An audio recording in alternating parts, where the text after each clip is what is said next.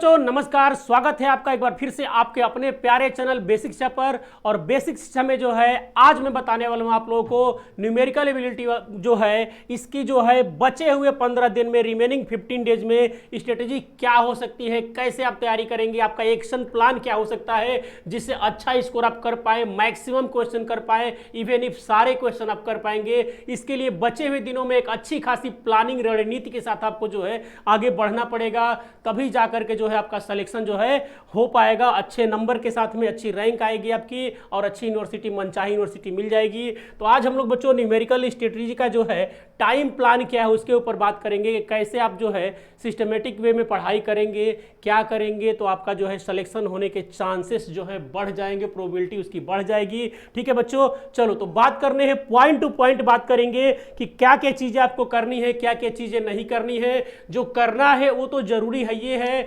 और क्या नहीं करना है उससे अधिक जरूरी वो है कि इन फला चीजों को तो एकदम बिल्कुल करना ही नहीं है। ठीक है, या किन चीजों को जो है किस तरीके से करना है इसके ऊपर बात करेंगे। तो कुछ पॉइंट्स हैं जिनके ऊपर आपको काम करना है। अगर इनके ऊपर काम करते हैं, इन स्टेप्स को फॉलो करते हैं तो आपका डेफिनेटली फायदा होगा।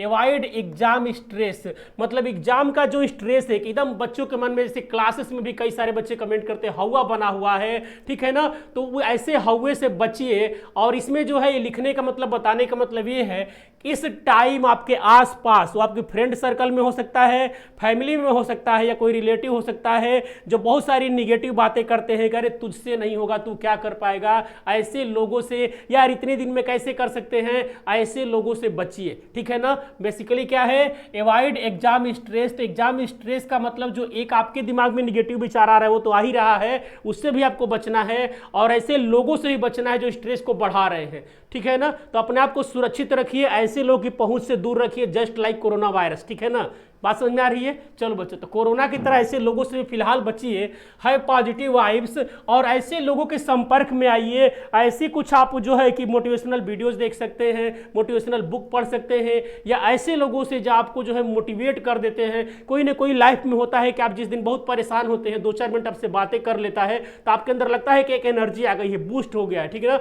मजा आ जाता है। तो ऐसे लोगों के संपर्क थोड़ा सा बढ़ाना नहीं है, मैंने ऐसे लोगों से आप जो है खाली टाइम में जो है 2-4 मिनट बातें कर लेंगे तो आपका माइंड कूल हो जाएगा। पॉजिटिव वीडियोज मोटिवेशनल बहुत ज़्यादा नहीं देख लेना है कि सर बोले हैं कि मोटिवेशनल वीडियो देखो, 2-3 minute 5 minute maximum motivational video देखिए, इससे अधिक देखेंगे तो नुकसानदायक आपके लिए होगा वो। ठीक ना, चलिए तो पॉजिटिव वाइब्स के लिए क्या करना है ये मैंने बता दिया आपको। कॉन्फिडेंस आपका लो नहीं होना चाहिए, ठीक है ना, कर यार कैसे होगा, पीछे फला एग्जाम दिए थे नहीं निकला था, ये सब आपको नहीं सोचना है। ठीक है ना, आपका एकमात्र टारगेट ये जो आने वाला एग्जाम में यही होना चाहिए, और आपका कॉन्फिडेंस बूस्ट रहे इसके लिए थोड़ा बहुत सुबह में मॉर्निंग में मेडिटेशन वगैरह हल्का योगा वोगा कर सकते हैं आप। ठीक है ना, चलिए ध्यान करेंगे तो आपका जो है कॉन्फिडेंस थोड़ा सा बढ़ा रहेगा। और जो है पूरे जो है सिलेबस को देख करके डरना नहीं है, सिलेबस को डिवाइड करना उस आगे मैं बताऊंगा। पूरे सिलेबस को देख करके फला फला चीजें नहीं याद है, जो चीजें तैयार नहीं उसको एक ही साथ मत देखिए, जैसे कि आपका कॉन्फिडेंस लो हो गया यार इतना कैसे हो जाएगा, ये सब मत देखा करिए। ठीक है ना, चलिए मेन जो है इसके बिना तो आपका काम होने वाला नहीं है, टाइम मैनेजमेंट। अब इसमें आपको क्या क्या करना है कि बचे हुए 15 दिनों में आपको कितने सारे सब्जेक्ट पढ़ने हैं, वो सारे सब्जेक्ट को कहीं पे नोट डाउन कर लीजिए। ठीक है, और किस सब्जेक्ट में कितने चैप्टर्स हैं उनको भी नोट कर लीजिए, और टाइम को डिवाइड कर लीजिए कि कितना जो है टाइम किसके ऊपर देना है, उसके हिसाब से आपको टाइम बनाना है। आपको 24 घंटे में जो है देखो 8 घंटे की नींद बोली जाती है कि 8 घंटे की नींद ठीक होती है, आपने भी सुना होगा, लेकिन वो ठेला खींचने वालों के लिए, ईंट भट्ठों पे काम करने वाले लोगों के लिए, जो श्रमिक लोग हैं, जो शारीरिक फिजिकल वर्क करते हैं, उनके लिए होता है। स्टूडेंट के लिए क्या है, आपको माइंड रिलैक्स करना है तो 5 से 6 घंटे की नींद आपके लिए पर्याप्त है, तो 5 से 6 घंटे आराम से सोइए। ठीक है ना, चलिए, और 8 घंटा सोने का भी मन कर रहा है तो बीच में आप दिन में आधे घंटा अगर आपकी आदत है तो ये काम कर सकते हैं, लगातार यानी कि 10 घंटा सोए रहिए। ठीक है, या 6 घंटे की नींद को भी आप 2 टुकड़ों में कर सकते हैं, 3 टुकड़ों में कर सकते हैं, इससे आपको बड़ा फायदा रहेगा। ठीक है, तो टाइम मैनेजमेंट बनाइए। ठीक है, और फालतू की जो एक्स्ट्रा आपकी एक्टिविटीज हैं जिनका कोई मतलब नहीं है, जो फालतू में आप यूं ही करते रहते हो, उनसे भी आपको बचना है। ठीक ना, चलिए राइट नोट्स जैसे वीडियो लेक्चर भी होता है तो हम लोग बोलते ही हैं, आपको प्रॉपर एक अपना नोट्स बनाना है। जब भी पढ़ने बैठिए तो नोट्स बनाइए, यानी कि बुक से पढ़ रहे हैं चाहे वीडियो भी आप देख रहे हैं तो नोट्स बनाइए, क्योंकि बुक जो है अथाह भंडार है ज्ञान का। तो वहाँ पे उतनी सारी चीज़ों का आप लास्ट टाइम में रिवाइज नहीं कर पाओगे। तो एक अपना अच्छा खासा नोट्स बनाइए एग्जाम के सिलेबस के हिसाब से कि कितनी चीज़ों को उसमें रखना है, और जिन चीज़ों को आपके एग्जाम से रिलेटेड नहीं है उनको फिलहाल अवॉइड करिए, नहीं पढ़ना है, उनको लिखना भी नहीं है। तो अपने लिए एक नोट्स बनाइए। स्मार्ट स्टडी का मतलब ये होता है बच्चों, देखो किसी भी चीज़ की बात कीजिए, प्रॉपर सिंगल अगर सब्जेक्ट की भी बात करेंगे, कोई भी सब्जेक्ट हो गया आपका, किसी भी सब्जेक्ट को इस दुनिया में कोई भी व्यक्ति पढ़ के खत्म नहीं कर सकता है। आप ये सोच रहे हैं कि हम पढ़ के खत्म कर लेंगे, पूरा सिलेबस कवर अप कर लेंगे, तो आप कभी नहीं कर पाएंगे। आपके एग्जाम में क्या चीजें पूछी जा रही है, टू द पॉइंट, एग्जाम के पॉइंट ऑफ व्यू से रिलेटेड जो टॉपिक्स हैं, केवल उनको पढ़ना है, उनको अच्छी तरीके से पढ़ना है और उन्हीं के ऊपर काम करना है, ठीक है। बाकी फालतू की चीजें आपको नहीं पढ़नी है, पढ़ के खत्म नहीं करना है। अब मान लीजिए बुक में ही बुक से पढ़ रहे हैं और कोई हेडिंग है, वो टॉपिक आपका इंटरेस्टेड टॉपिक, फेवरेट टॉपिक है कि चलो ये चीज आ गया आपको, ठीक है ना, और लग रहा है कि एग्जाम में नहीं आएगा, तो फिलहाल अवॉइड करिए, मत पढ़िए, बाद में पढ़ लीजिएगा आपका शौक है तो, लेकिन अभी उन्हीं चीजों पे काम करना है, फोकस करना है जो आपके एग्जाम के लिए जरूरी है, ठीक है ना। यही हो गया स्मार्ट स्टडी करनी है कि क्या चीज करना है और क्या चीज नहीं करना है। Work on your weak points, ठीक है, जो भी आपके वीक पॉइंट है, जैसे कि पढ़ना आपको सब कुछ है, जो सिलेबस में है मैं उसकी बात कर रहा हूं, ठीक ना। चलिए, तो जैसे कोई चैप्टर आपको लग रहा है कि बहुत ज्यादा अच्छा चैप्टर है, जैसे मान लीजिए टाइम एंड वर्क हो गया, ठीक है, तो टाइम एंड वर्क हो गया, इसमें आपको लग रहा है कि चैप्टर आपका ज्यादा अच्छा है, तो छोड़ना इसको भी नहीं है, इसका टाइम थोड़ा सा कम कर दीजिए। या कोई सब्जेक्ट मान लीजिए आपको लग रहा है कि जीएस वाला पोर्शन आपका स्ट्रांग है, तो उसमें टाइम थोड़ा कम कर सकते हैं, मैथ का टाइम बढ़ा सकते हैं। लग रहा है कि मैथमेटिक्स आपका ठीक है, तो इंग्लिश में टाइम जो है थोड़ा आपको ज़्यादा चाहिए, तो उसमें टाइम बढ़ा लीजिए। तो जिन सब्जेक्ट्स के ऊपर लग रहा है कि टाइम बढ़ाने की जरूरत, उनको थोड़ा ज़्यादा कर लीजिए। जो लग रहा है कि सब्जेक्ट अच्छा है उसका टाइम कम कर दीजिए। टाइम जीरो नहीं करना है, कर यार हम तो हिंदी कर लेंगे छोड़ देते हैं, नहीं ऐसे नहीं करना है, फिर वो हिंदी ही डुबा देगी आपको। सारे सब्जेक्ट पढ़ना है, टाइम कम अधिक हो सकता है, जो अच्छा सब्जेक्ट है उसके ऊपर थोड़ा टाइम कम कर सकते हैं। जिन्हें आपको डर लगता है कि इसमें ज्यादा भी तैयार नहीं, उस पर टाइम जो है थोड़ा सा बढ़ा देंगे, ये काम आप कर सकते हैं। तो वीक पॉइंट के ऊपर फिलहाल जो है आपको काम करने की ज्यादा जरूरत है, काम तो सारे पॉइंट के ऊपर करना है आपको, ठीक ना। चलिए, इसके बाद क्या करना है, जो नए टॉपिक्स हैं जो अब तक आपने कभी पढ़ा नहीं है, हालांकि हमारे चैनल पे हर एक चीज पढ़ाई गई है, कोई भी चीज यहाँ पे छोड़ा नहीं गया है, फिर भी अगर आपने अब तक नहीं पढ़ा है, नए टॉपिक्स हैं और एकदम आपने मान लीजिए उसको पढ़ा और आपको पल्ले ही नहीं पढ़ रहा है, तो उस टॉपिक को अवॉइड कर दीजिए। और लग रहा है कि अगर कवर कर लोगे तो उस टॉपिक को पढ़ना है, अदरवाइज नए टॉपिक को मत पढ़िए, ठीक है ना, ये सलाह रहेगी। और लग रहा है कि पुराने जो हैं आपके तैयार है और नया टॉपिक यही बचा हुआ है, तब तो आप उसको डेफिनेटली कर ही लीजिए, ठीक ना। चलो, ये नहीं कि 10 टॉपिक पढ़ने के चक्कर में 10 आपने पढ़ भी लिया, तैयार एक भी नहीं हुआ, ठीक है। अब बुक पढ़ के खत्म मत किया करो। जैसे कोई टॉपिक आपने पढ़ा तो ये भी आपका एनालिसिस करना है कि यार इसमें से कितना हम समझ पाए, ठीक ना, या उसके ऊपर और कितनी बार रिवीजन करने की जरूरत है, ठीक है ना। अवॉइड डिस्ट्रैक्शंस, और डिस्ट्रैक्शन में जैसे कि सबसे बड़ी बात आपकी मोबाइल फोन इस समय हो गया, या गेम्स की जो बच्चों को आजकल लत लगी है, ठीक ना, पबजी वगैरह या दुनिया भर के गेम्स आ रहे हैं उसमें बच्चे खेलते हैं, तो इनसे जो है आप ये चीज़ें कर सकते हो, लेकिन इनका टाइम बहुत कम होना चाहिए। आप अलार्म लगा कर करिए कि 2-4-5 मिनट के लिए, ठीक है, कि 24 घंटे पढ़ाई तो करनी नहीं है। 24 घंटे अगर आप पढ़ाई करते हैं तो आपका सिलेक्शन वैसे भी नहीं होगा, क्योंकि आप पगला जाएंगे, ठीक है। तो पढ़ाई करने का भी एक तरीका है कि कितना पढ़ना है, नहीं पढ़ना है। तो जो डिस्ट्रैक्शन वाली चीज़ें हैं, घर में मान लीजिए कि पूरी फैमिली जो है खाने के बाद वो टीवी देखने बैठ गई, तो आप साथ में मत बैठिए कि कोई सास बहू का सीरियल आ रहा है, कोई मूवी आ रही है, आपका 3 घंटा निकल जाएगा, पता ही नहीं चलेगा, ठीक ना।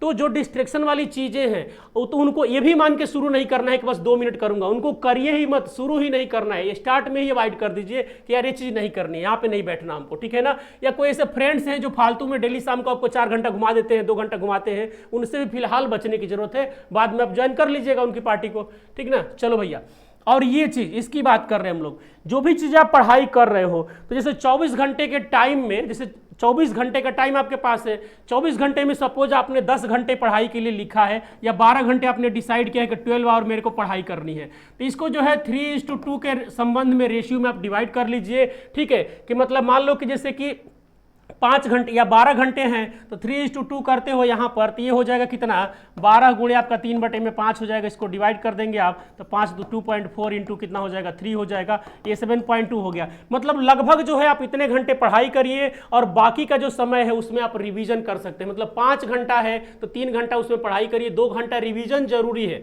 वो जरूरी है। रिवीजन ही सिलेक्शन आपका करवाने वाला। 10 घंटा पढ़ते हैं तो 6 घंटा पढ़ाई करिए और 4 घंटा पीछे का रिवीजन आपका होना ही चाहिए, क्योंकि 10 घंटे नई चीजें पढ़ोगे तो फिर क्या कर पाओगे। यही तो पता चले कि जो हमने कल पढ़ा था वो अभी तक कितना स्टोर है। तो रिवीजन मोस्टली जरूरी है। तो 3:2 का आप कर सकते हो मेरे हिसाब से, बाकी अपने हिसाब से आप सेट कर लीजिए, ठीक है ना।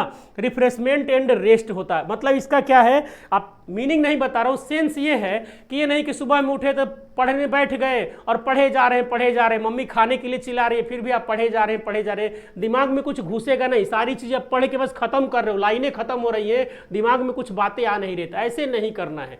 बीच में मोस्टली आप जो है 1 घंटा से सवा घंटा पढ़िए या 50 मिनट ही पढ़ाई करिए, उसके बाद 5 मिनट 10 मिनट का ब्रेक होना चाहिए। ब्रेक में मोबाइल नहीं चला लेना है, ठीक ना। जाइए हाथों में पानी लेकर के आप आंखों पे छींटे मार सकते हैं, हल्के आंखें दर्द न करने लगे, ठीक है। और थोड़ा सा बालकनी में खड़े हो सकते हैं, बाग है तो उसमें हल्का सा टहल सकते हैं आप जा करके, या बच्चों को खेलते हुए शाम का टाइम में देख सकते हो, 10 मिनट के बच्चे खेल रहे हैं, ठीक है। इससे आपका माइंड कूल होगा, ठीक है। उधर मोबाइल नहीं चलाना है, ठीक है। चलिए ये चीजें कर, तो अपने आप को रिफ्रेश भी रखना है, तारोताजा रखना है।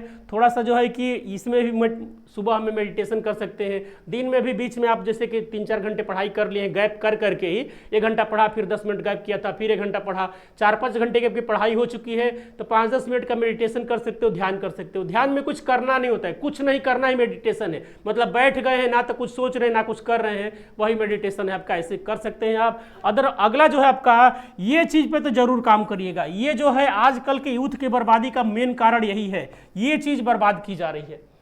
आप लैपटॉप ये जो भी यूज करते हैं, मोबाइल यूज करते हैं, तो अनवांटेड जो एप्स हैं उनके नोटिफिकेशन को बंद कर दीजिए। नोटिफिकेशन आता है, जैसे व्हाट्सअप का ही नोटिफिकेशन है, तो आप जाते हो देखने के किसका आया है, एक का मैसेज देखते हो तो 4 का दिख जाता है, फिर उसमें कोई वीडियो आता है देखने लगते हो, फिर आपका मन वीडियो ही देखने का करता है, तो फिर यूट्यूब पे चले जाते हैं, शिफ्ट हो जाते हैं, कोई लिंक होती है तो नोटिफिकेशन जो है एप्स के बंद करिए जो गैर जरूरी है। जैसे आप कहीं से पढ़ाई कर रहे हैं, उसका नोटिफिकेशन आ रहा है तो वो जरूरी हो, आना चाहिए, लेकिन गैर जरूरी चीज़ों का नोटिफिकेशन आप टर्न ऑफ कर दीजिए। इससे बहुत फायदा आपको मिलने वाला है। ये मेन चीज़ जो है ये आपका बहुत टाइम बचा देगा, ठीक है। चलिए, और हैंड नोट्स, इसका क्या मतलब है? पीछे मैंने एक नोट्स बताया था, ये हैंड नोट्स या हैंड स्लिप कह लो, इसका क्या मतलब? जैसे न्यूमेरिकल एबिलिटी है, तो मान लीजिए कि किसी चैप्टर के फार्मूले हो गए, परसेंटेज वाले हो गए, या आपका प्रॉफिट एंड लॉस के फार्मूले हो गए, तो आपने एक प्रॉपर नोट्स बनाया हुआ है। एक छोटी छोटी जो है कि पर्चियां बना सकते हैं हैंडबिल टाइप का, उसको जैसे क्या करेंगे आप, उसके ऊपर फार्मूले आप लिख सकते हो कि कहीं मान लीजिए बालकनी में टहल रहे थे, एक बार एक फार्मूला देख लिया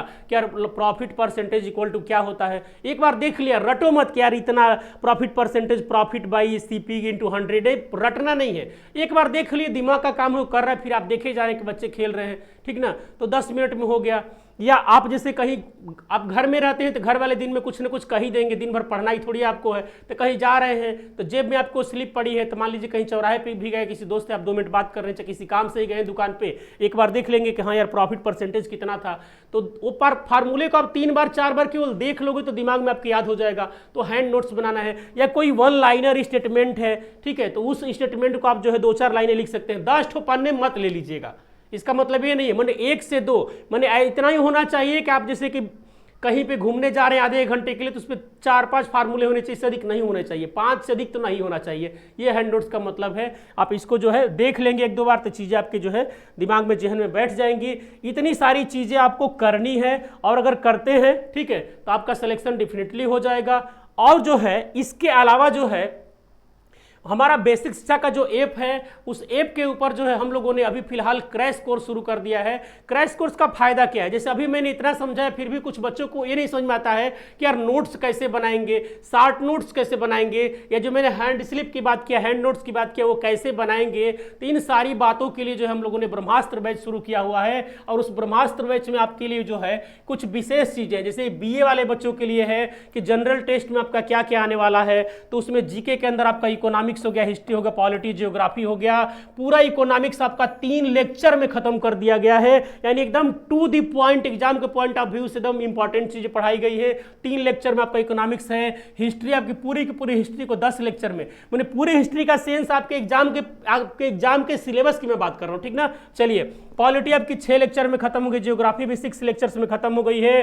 करेंट अफेयर्स की बात करेंगे, रीजनिंग की बात करें हम लोग या जनरल मैथ्स की बात करेंगे तो यहाँ पे रीजनिंग आपकी जो है 35 लेक्चर में खत्म हो जाएगी। जनरल मैथ आपका जो है पूरे 30 लेक्चर में जो है पूरा खत्म हो जाएगा। यहाँ 1 शॉर्ट वीडियोज मिलेंगे, एक वीडियो में पूरा का पूरा आपका जो है एक चैप्टर कंप्लीट होगा, मिनिमम एक चैप्टर। कुछ रिलेटेड चैप्टर्स हैं तो एक वीडियो में 2-2 चैप्टर्स भी आपको मिल जाएंगे। 1 शॉर्ट टू द पॉइंट, उसमें थियरी रहेगी, क्वेश्चन भी रहेंगे प्रैक्टिस के लिए आपके, ठीक ना। चलिए अब यहां पर जो है देखो, इसके अलावा इसमें क्या रहेगा, क्वेश्चन प्रैक्टिस के लिए क्या क्या आपका रहेगा, तो डीपीपी दी जाएगी आपको जिसमें 50 क्वेश्चन रहेंगे विथ सॉल्यूशन, मतलब एक्सप्लेनेशन कह लो अदर सब्जेक्ट के लिए, मेरे लिए तो सॉल्यूशन हो गया। सॉल्यूशन के साथ रहेगा कि क्वेश्चन आप पढ़ने के बाद खुद से ट्राई करेंगे और नहीं आता है तो एक बार सॉल्यूशन देख लीजिए कि वास्तव में चीजें कैसे कैसे की गई है, तो आपको समझ में आएगा। तो इसलिए उसमें एक्सप्लेन भी किया गया है। टेस्ट सीरीज में आपका डेली जो है चैप्टर वाइज एक टेस्ट हो जाएगा। इसके बाद 2 वीक पे एक आपका टेस्ट हो जाएगा, 2 वीक में जितना आपको पढ़ाया गया होगा उसका टेस्ट हो जाएगा। इसके बाद जो है लास्ट में आपका जो है 5 फुल लेंथ टेस्ट हो जाएंगे। इसका सेंस ये है कि आपके एग्जाम में जैसा एनटीए पेपर बना सकता है उस टाइप का फुल लेंथ का 5 पेपर आपको करवा दिए जाएंगे, जिससे आपकी अच्छी खासी तैयारी हो जाएगी, ठीक है ना। इसके अलावे भी इसमें जो है क्या क्या चीजें हैं, ठीक है ना, 1 लाइनर पीडीएफ फॉर्मेट मिलेगा, जो एग्जाम के पॉइंट ऑफ व्यू से इंपॉर्टेंट टॉपिक्स है 1 लाइनर वहां पे मिलेंगे आपको जीके के लिए, करेंट अफेयर के लिए past 6 month with detail explanation, पिछले 6 महीने में कौन कौन सी घटनाएं दुनिया में क्या क्या कर्मकांड हो चुका है, ये सारे कर्मकांड नहीं याद करने हैं कि रसिया ने कितने बम गिराए थे, ये नहीं याद करना, कितने उसमें से इंपॉर्टेंट पॉइंट्स हैं इसकी बात की जा रही है, ये आपको मिलेंगे। रीजनिंग की पूरी आपकी समरी दे दीजिएगा, समराइज कर दीजिएगा पूरे सिलेबस को। मैथमेटिक्स में जनरल मैथ में क्या है आपका फार्मूला और ट्रिक्स का जो है आपको शॉर्ट नोट दिया जाएगा, ठीक है ना, जिसमें कि एक पेज में आपको पूरा का पूरा उस चैप्टर का, जिस चैप्टर का रहेगा पूरा सिलेबस, या अगर कोई 1 लाइनर है तो पूरा स्टेटमेंट आपको जो है एक पेज में दे दिया जाएगा। तो एक जगह इकट्ठे आपको ये चीजें मिल जाएंगी, अपने से बना सकते हैं आप, अगर कर सकते हैं तो कर लीजिए, अदरवाइज यहाँ पे ये चीजें अवेलेबल है, इनका फायदा आप उठा सकते हैं। हिंदी में जो है 50-50 पैसेजेज करवाए जाएंगे डिफरेंट टाइप के पैसेज को सॉल्व करने की आपकी स्किल डेवलप हो जाएगी। इंग्लिश में भी आपके 50 पैसेजेज करवाए जाएंगे। ये सारी चीजें ब्रह्मास्त्र बैच में है और ये कोई बहुत ज्यादा महंगा नहीं है। इसका रेट जो है बच्चों 1500 रुपये में ले सकते हैं, कोर्स आप परचेज कर सकते हैं। फिलहाल इस पे ऑफर चल रहा है तो 1199 में इसको आप कर सकते हैं। ऑफर में ये चीज आपको इतने में मिल जाएगी, ठीक है। अभी ऑफर चल रहा है और ऑफर का आज जो है लास्ट दिन है, तो ये चीज आप जो है कर सकते हैं यहाँ पे, ठीक है। इसके बाद जो है यहाँ पर बेसिक शिक्षा में हम लोग जो है CUET की फुल लेंथ तैयारी करवा रहे हैं। हर एक चीज, हर एक कोर्स के जितने भी सब्जेक्ट्स हैं प्रॉपर जो है शुरू से लेकर के लास्ट तक, जीरो से हीरो तक पूरा हर चीज पढ़ाई गई है, ठीक है। तो आप यहाँ पे हमारे चैनल पे अगर नए आए हैं तो जुड़ सकते हैं, ऐप डाउनलोड कर सकते हैं। यूट्यूब पे भी एकलव्य बैच फ्री में आपका चल रहा है और पेड में आपका यहाँ पे क्रैश कोर्स 1 शॉर्ट वीडियो मिलेगा, एक चैप्टर 2 चैप्टर्स का, ठीक है। तो इसी के साथ जो है यहाँ पर मेरी वेस्ट विषय है आपके लिए, लेकिन आप अच्छे से तैयारी करिए, शेड्यूल अपना जो भी सिस्टम बताया गया उसको फॉलो करिए। इन स्टेप्स को आप फॉलो करते हैं तो डेफिनेटली आपका फायदा होने वाला है। मिलते हैं, ठीक है बच्चों, तब तक बाय, खुश रहिए, मस्त रहिए, पढ़ाई करते रहिए।